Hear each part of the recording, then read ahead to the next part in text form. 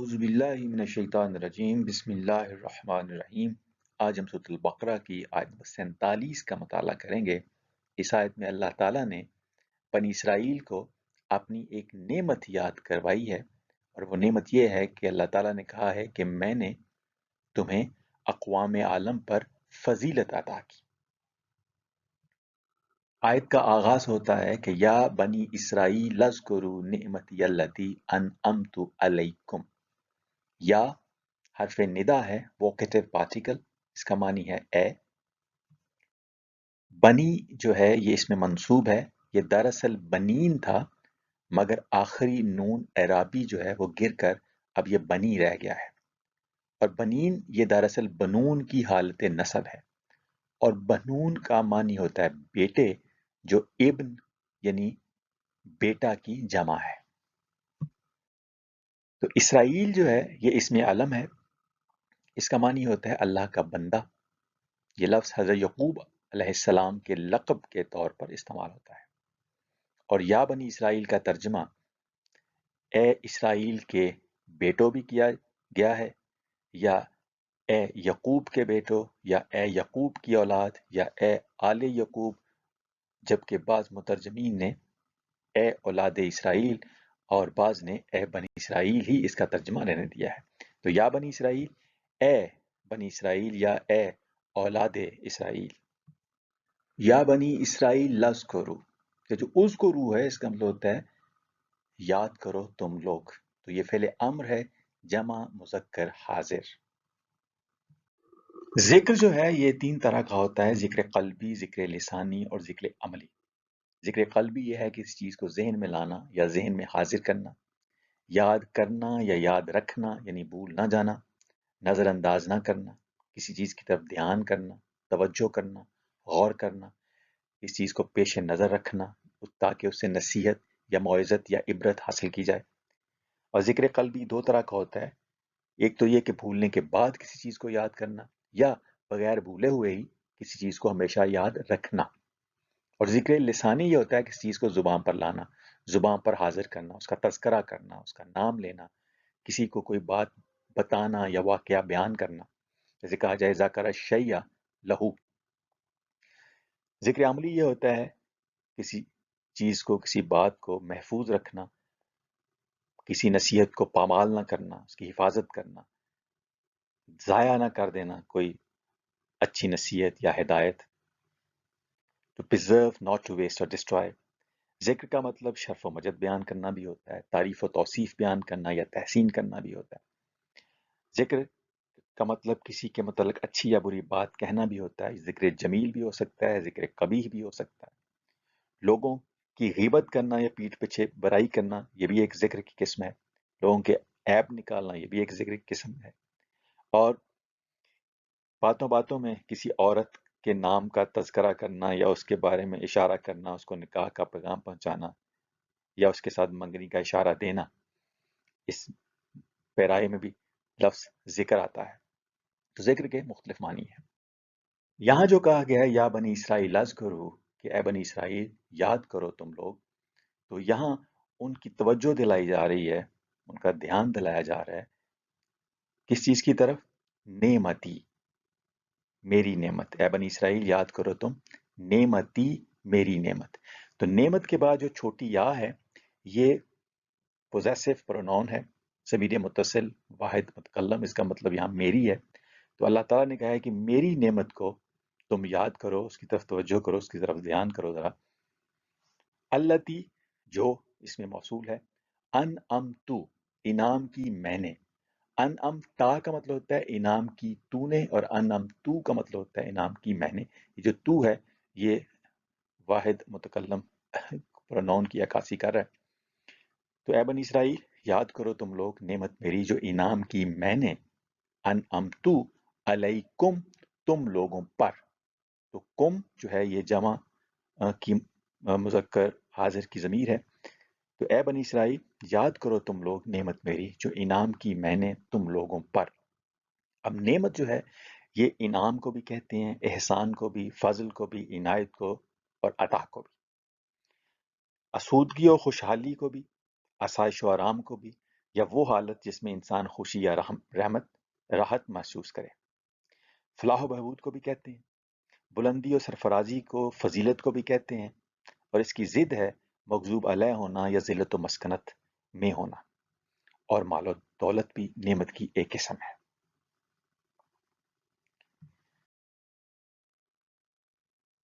آگے ہے کہ وہ انی فضلتکم علی العالمین، واو عاطفہ ہے، انی یہ انا اور چھوٹی یا یہ انا نی یہ دونوں کا مجموعہ ہے، اور انا کا مطلب ہوتا ہے بے شک، یا یہ اس کو حرف نصب یا حرف توکید بھی کہتے ہیں، تو اس کا ترجمہ کہ یا بے شک بھی کیا جاتا ہے۔ تو انی بے شک میں، فضلتکم فضیلت دی میں نے، فضلتو فضیلت دی میں نے، کم تم لوگوں کو، تو فضلتو جو ہے اس کا معنی ہے فضیلت دی میں نے، اور کم تم لوگوں کو، اور انی میں بھی میں ہے اور فضلتو میں بھی میں ہے، تو میں جو ہے یہ والا جو ضمیر ہے، ضمیر واحد متکلم، یہ دو دفعہ ہے، انی میں بھی ہے اور فضلتو میں بھی ہے، تو یہاں پہ ایمفسس ہے اس ضمیر پہ، ضمیر واحد متکلم پہ، کہ بے شک میں نے ہی تمہیں فضیلت عطا کی، تو میں نے ہی جو ہے، تو میں پہ جو ہے وہ ایمفسس ہے، وہ انی فضلتکم علی العالمین، تمام عالمین پر، یعنی جو اقوام عالم تھی تمہاری ہم اثر، ان سب پر تم کو فضیلت عطا کی۔ تو اے بنی اسرائیل، یاد کرو تم لوگ نعمت میری جو انعام کی میں نے تم لوگوں پر، اور وہ نعمت کیا تھی کہ بے شک میں نے فضیلت دی تم لوگوں کو تمام عالمین پر۔ یہ جو فضیلت ہے اس کا مادہ ہے فا، صاد اور لام، تو فضل جو ہے اس کے مختلف معنی ہوتے ہیں، اس کا معنی اضافہ یا زیادتی بھی ہوتا ہے، یعنی ایکسیس اوور ابنڈنس، ریڈنڈنس یا سپرفلوٹی یا سرپلس، اس کا معنی کمال، امتیاز، فضیلت، برتری اور رتبہ بھی ہوتا ہے، یعنی سپیریورٹی، ایکسلنس اور سپریمیسی، اس کا مطلب ترجیح اور فوقیت بھی ہوتا ہے، پریفرنس، پرائیورٹی یا پریسیڈنس، اور اس کا مطلب غلبہ، تسلط، عروج یا حکمرانی بھی ہوتا ہے، جیسے rolling others as a chief lord or master۔ فضل کے بارے میں یہ بھی کہا جاتا ہے کہ یہ کسی چیز کا اقتصاد یا متوسط درجے سے زیادہ ہونا ہے، یعنی ماڈریٹنس سے ایکسیس ہو تو اس کو فضل کہتے ہیں۔ اچھی چیز میں زیادتی ہو ماڈریشن سے تو وہ محمود ہوتی ہے، کمینڈیبل ہوتی ہے، یعنی قابل تعریف ہی ہوتی ہے، جیسے علم میں، حلم میں زیادتی یہ ایک محمود چیز ہے، یعنی قابل تعریف چیز ہے۔ اور کبھی کبھی یہ جو متوسط درجے سے زیادتی ہے یہ بری چیز بھی ہوتی ہے، جیسے غصے میں زیادتی یا گناہ میں زیادتی، تو یہ مذموم بھی ہوتی ہے اور یہ محمود بھی ہوتی ہے۔ تو اچھی چیز کی زیادتی ہو تو اسے عام طور پہ فضل کہا جاتا ہے، اور بری چیز میں زیادتی ہے تو اس کو فضول کہا جاتا ہے۔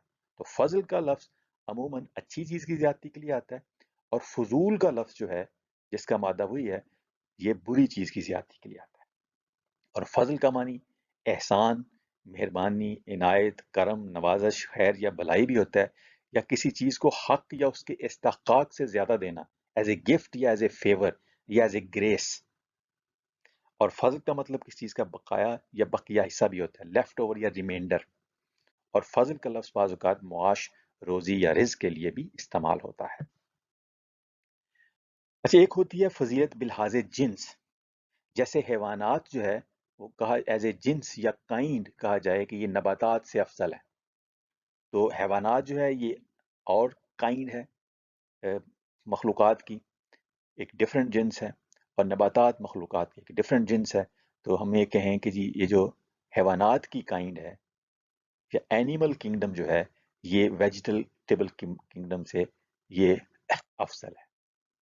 ایک ہوتی ہے فضیلت بالحاظ نوع، جیسے اگر حیوانات میں دیکھا جائے تو نوع انسان جو ہے اس کو دوسرے حیوانات سے افضل سمجھا جاتا ہے، تو یہ فضل ہے سپیشیز میں کہ man above other animals, man is a social animal اور یہ دوسرے اینیمل سے زیادہ فضیلت رکھتا ہے۔ اچھا، قرآن مجید میں ایک جگہ آیا کہ وَلَقَدْ كَرَّمْنَا بَنِي آدَمَ وَحَمَّلْنَاهُمْ فِي الْبَرِّ وَالْبَحْرِ وَرَزَقْنَاهُمْ مِنَ الطَّيِّبَاتِ وَفَضَّلْنَاهُمْ عَلَى كَثِيرٍ مِّمَّنْ خَلَقْنَا تَفْضِيلًا۔ تو یہاں ہے فَضَّلْنَاهُمْ کہ ہم نے ان کو، یعنی بنی آدم کو، فضیلت دی علی کثیر ممن خلقنا، کہ جو ہم نے تخلیق کیے مخلوقات ان میں سے کثیر پر فضیلت دی. تو جو اور مخلوقات تھیں دوسری نوع کی، ان سے اللہ تعالیٰ، ان میں سے کثیر پر اللہ تعالیٰ نے انسان کو یا بنی آدم کو فضیلت دی. تو یہ فضیلت بالحاظ نوع ہے. تو اس میں انسان کا کوئی کمال نہیں ہے کہ یہ دوسری انواع سے زیادہ افضل ہے. اللہ تعالیٰ کی یہ عنایت ہے، گریس ہے، کائنڈنس ہے انسان پر کہ اس کو فضیلت عطا کی. لیکن ایک فضیلت ہوتی ہے بالحاظ ذات، جیسے ایک انسان دوسرے انسان سے افضل ہو. تو جو پہلی دو قسمیں ہیں، فضیلت بالحاظ جنس یا فضیلت بالحاظ نوع، اس میں تو انسان کے پاس کوئی اختیار نہیں ہے. لیکن جو تیسری قسم ہے فضیلت بالحاظ ذات، اس میں انسان کے پاس ایک امکان ہے کہ وہ اکتساب یا محنت سے اس میں فضیلت خود حاصل کرنے کی بھی کوشش کرے. تو پہلی دو قسموں میں ادنا سے اعلیٰ درجے کا حصول بذریعہ اکتساب ممکن نہیں. مثلا گدھا یا گھوڑا انسان کا درجہ حاصل نہیں کر سکتے جو مرضی کر لیں. البتہ جو تیسری قسم ہے فضیلت بالحاظ ذات، اس میں ممکن ہے کہ اکتساب کے ذریعے سے، محنت یا سعی و کاوش کے ذریعے سے ایک انسان دوسرے انسانوں پر فضیلت لے جائے، اپنے ایمال سے، اپنے علم سے، اپنے عمل سے. اچھا، فضیلت بالحاظ ذات بھی کبھی کبھی تو بذریعہ اکتساب ہوتی ہے، لیکن کبھی کبھی بذریعہ احسان باری تعالیٰ بھی ہوتی ہے. مثال طور پہ اگر انسانوں میں سے ہی اللہ تعالیٰ کچھ انسانوں کو چنتا ہے اور ان کے اوپر وحی نازل کر دیتا ہے، اب یہ اس کا خاص انعام ہوتا ہے، اس میں انسان کا اکتساب نہیں ہوتا، کوشش نہیں ہوتی، محنت صحیح نہیں ہوتی. لیکن بعض کام ایسے ہوتے ہیں کہ جس میں انسان دوسرے لوگوں سے فضیلت حاصل کرتا ہے اپنے علم، ایمان اور عمل کی وجہ سے. اگر ورب یا فعل کے طور پہ دیکھا جائے تو فاضلہ کا ایک مطلب ہوتا ہے ضرورت سے زیادہ ہونا. فاضلہ وہ ضرورت سے زیادہ ہو گیا، یا مقدار یا تعداد میں زیادہ ہونا. فاضلہ منہ شیئن کا مطلب باقی بچنا بھی ہوتا ہے. فاضلہ ہو یا فاضلہ علیہ کا مطلب ہوتا ہے فضل و کمال یا فضیلت میں دوسرے پر فوقیت لے جانا. اور فاضلہ کا مطلب ہوتا ہے اعلیٰ درجے کا ہونا، یا بلند کردار ہونا، یا باکمال ہونا. تو فاضلہ جو ہے یہ پہلا باب ہے. اسی سے فضلہ جب باب تفعیل میں جاتے ہیں تو اس کا ہوتا ہے کسی دوسرے کو فضیلت دینا. تو فاضلہ فضل و کمال یا فضیلت میں دوسرے پر فقیر لے جانا خود، اور فضلہ کسی دوسرے کو فضیلت دینا. تو یہاں آیا تھا آیت میں کہ اللہ تعالیٰ نے فضیلت دی بنی اسرائیل کو، تو وہاں فضلہ جو ہے یہ باب تفعیل استعمال ہوا. تو فضلتو، اللہ تعالیٰ نے کہا کہ میں نے فضیلت دی کم، تم سب کو. تو باب تفعیل تھا وہ، فضلتکم، انی فضلتکم علی العالمین، بے شک میں نے فضیلت دی تمہیں عالمین پر. سورۃ الفاتحہ میں ایک دعا ہے جو ہم پڑھتے ہیں کہ یا اللہ ہمیں ان لوگوں کے رستے پر چلا جن پر تو نے اپنا انعام کیا. صراط الذین انعمت علیہم غیر المغضوب علیہم ولا الضالین، کہ اللہ ہمیں اہدنا الصراط المستقیم صراط الذین انعمت علیہم غیر المغضوب علیہم ولا الضالین، کہ اللہ ہمیں ان لوگوں کا راستہ دکھا کہ جن پر تو نے اپنا انعام کیا، نہ کہ غضب کیا گیا ان پر، اور نہ وہ گمراہ ہونے والے ہیں. تو انعام کا وہاں ذکر آیا کہ ان لوگوں کے راستے پر چلا جن پہ ماضی میں، پریویس ہسٹری میں تم اپنا انعام کر چکے ہو. تو اللہ تعالیٰ نے انعام کی یا نعمت کی جو ایک مثال ہمیں دی ہے وہ ہے عالمین پر فضیلت. تو گویا انڈائریکٹلی جب ہم اللہ تعالیٰ سے ان لوگوں کا راستہ مانگ رہے ہوتے ہیں کہ جن پر اللہ تعالیٰ نے نعمت عطا کی ماضی میں، تو ہم انڈائریکٹلی یہ دعا کر رہے ہوتے ہیں کہ ماضی میں جن لوگوں کو عالمین پر فضیلت حاصل ہوئی، جن اقوام کو، اے اللہ ہمیں بھی ان اقوام کے نقش قدم پر چلا، ان کا راستہ دکھا تاکہ ہم بھی اقوام عالم پر فضیلت حاصل کر سکیں. تو یہ جو ہے اقوام عالم پر فضیلت، یہ اللہ تعالیٰ کی نعمتوں میں سے ایک نعمت ہے، اور اس کا 2 دفعہ قرآن مجید میں بنی اسرائیل کو یہ نعمت یاد دلائی گئی ہے.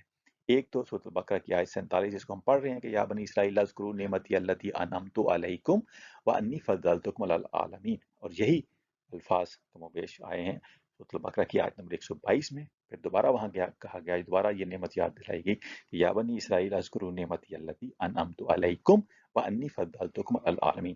یا بنی اسرائیل یاد کرو میری نعمت جو انعام کی میں نے تم پر، بے شک فضیلت دی میں نے تم کو عالمین پر.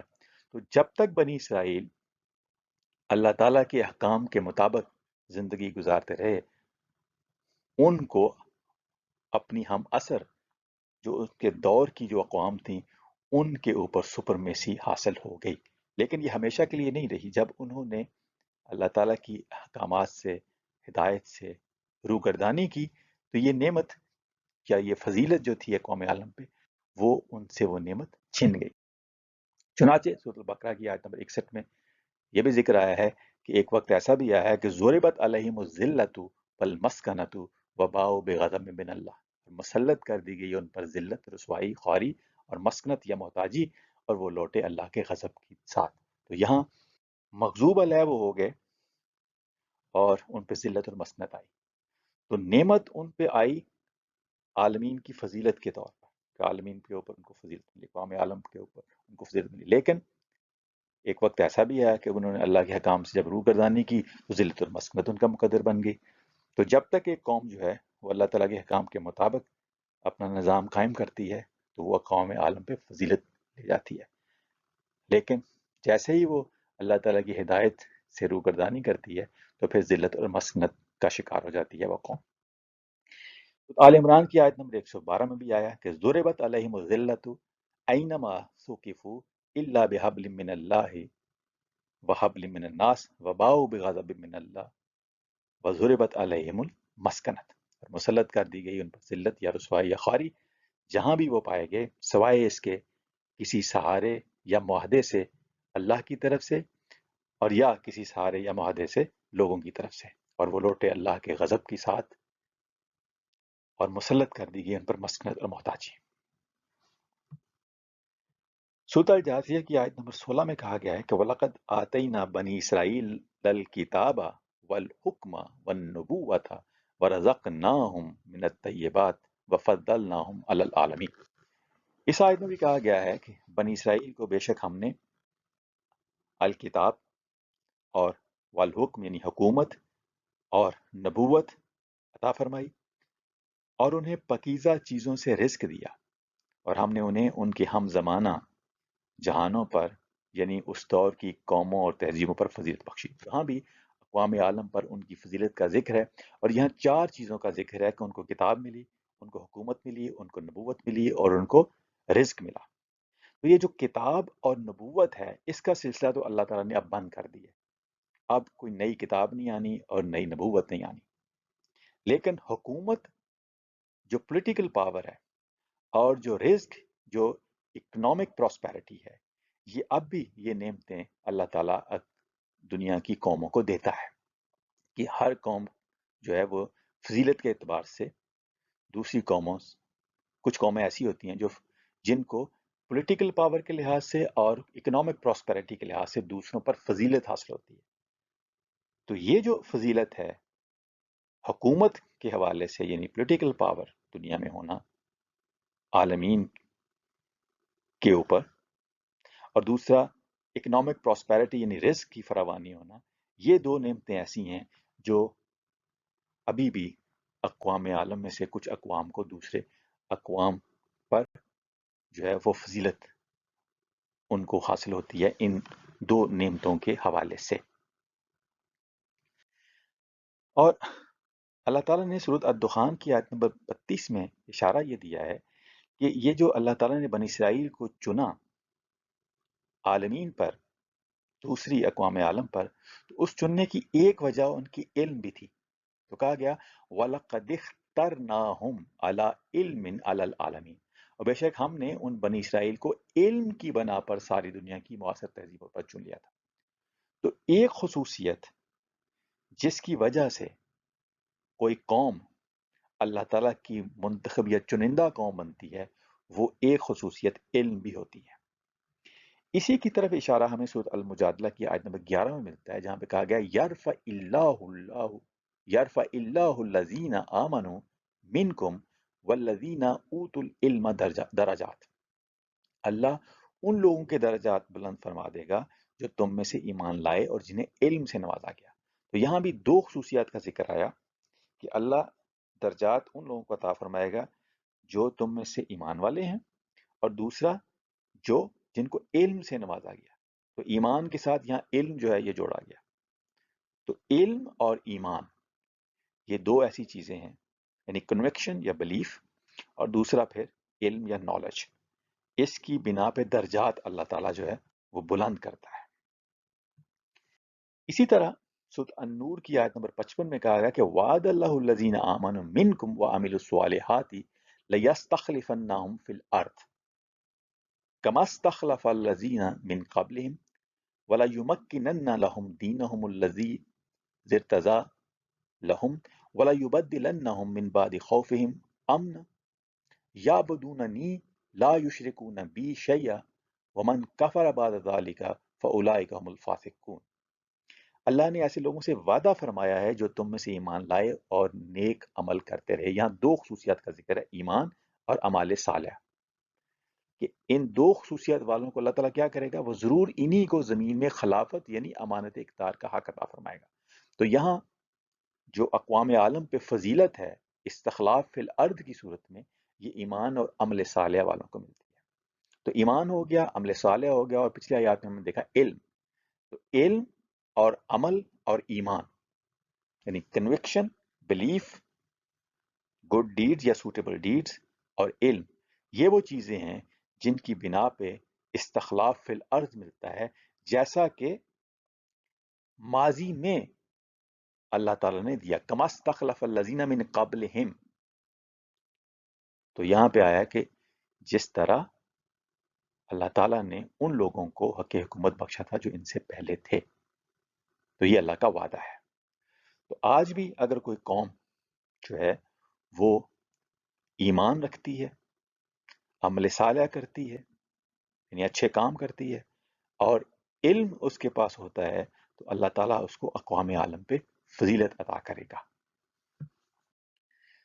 تو آج کی آیت جو ہم نے پڑھی اس میں یہ تھا کہ یا بنی اسرائیل اذکروا نعمتی التی انعمت علیکم وانی فضلتکم علی العالمین۔ اے بنی اسرائیل یاد کرو تم لوگ نعمت میری جو انعام کی میں نے تم لوگوں پر، اور بے شک میں نے ہی فضیلت دی تم لوگوں کو تمام عالمین پر۔ تو ہم نے دیکھا کہ جو اقوام عالم پر فضیلت ہے یہ بھی اللہ تعالیٰ کی نعمتوں میں سے ایک نعمت ہے، اس دنیا میں سپر پاور بننا، اور یہ نعمت جو ہے وہ ایمان، عمل صالح اور علم کی بنیاد پہ اللہ تعالیٰ عطا کرتا ہے۔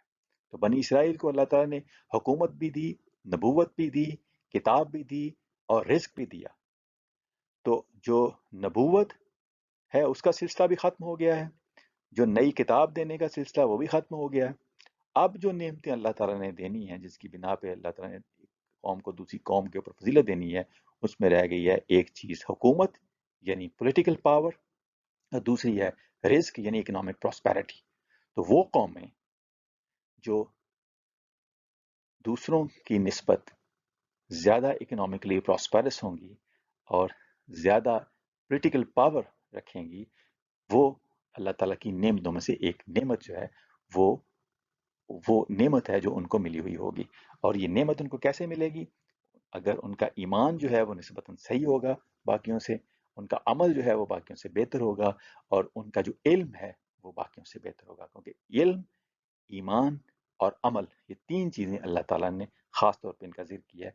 یہ تین چیزیں بنیادی بنتی ہیں اس چیز کی کہ جو اکتساب کی وجہ سے ایک قوم جو ہے وہ دوسری قوم کے اوپر فضیلت حاصل کرتی ہے۔ اللہ تعالیٰ ہمیں بھی اقوام عالم میں فضیلت عطا فرمائے، اور وما علینا الا البلاغ المبین۔